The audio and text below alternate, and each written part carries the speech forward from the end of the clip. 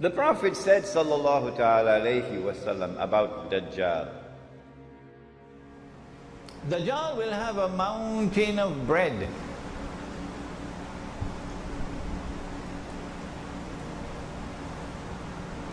The artist is at work already out there. What can I do with this mountain of bread? Will it be the sliced bread? Or will it be the roti naan? Dajjal will have a mountain of bread. And there are those who will follow him, knowing that he is Dajjal, but they follow him for his bread. A mountain of bread symbolizes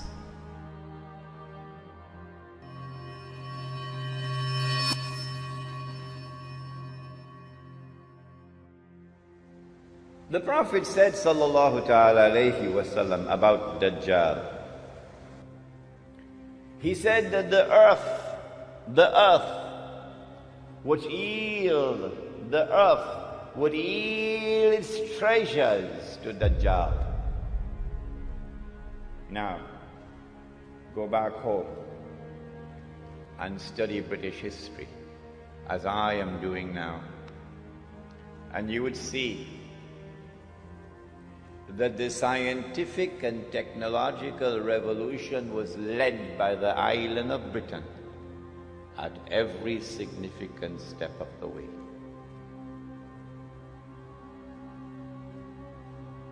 The earth would yield its treasures to Dajjal.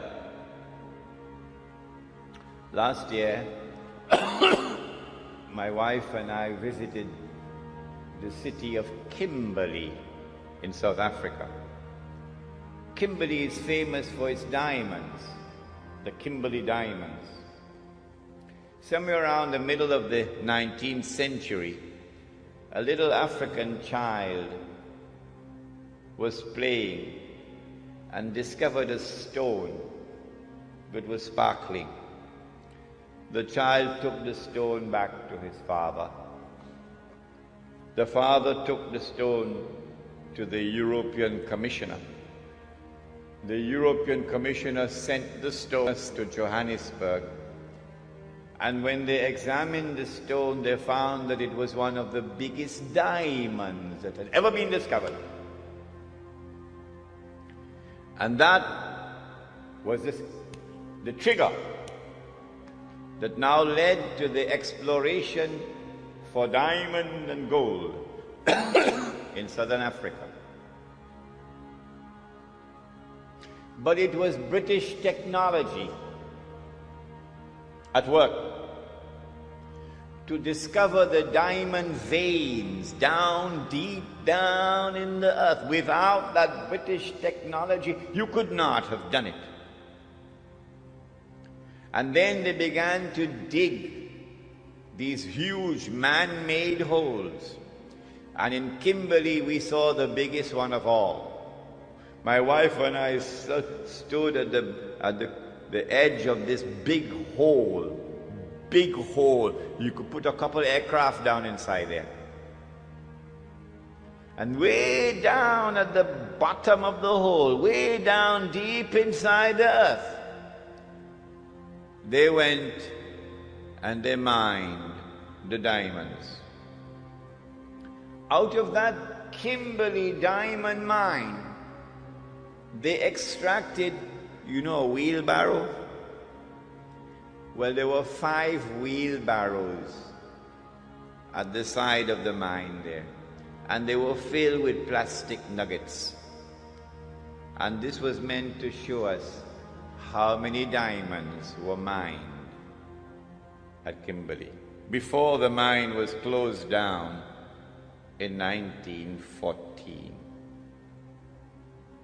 All of that effort of digging this big hole in order to get 5 wheelbarrows filled of diamonds.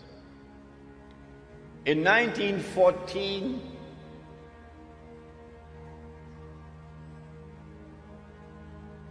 the stage was set the Zionist movement had taken control of the diamond mines of South Africa and used a man named Cecil John Rhodes as a front man. The Rothschild Bank of Europe, Jewish bank, financed him. And they were able to harvest all those diamonds and then use the sale of those diamonds to build up a war chest. So by 1914, they could close it down. I want you to recognize that Britain was the leader of the world in the technology which led to all of this. The Prophet said, sallallahu ta'ala alayhi wa sallam, the Dajjal, the age of Dajjal or the Antichrist would also be the age of riba. Riba, one form of riba, is borrowing and lending money on interest.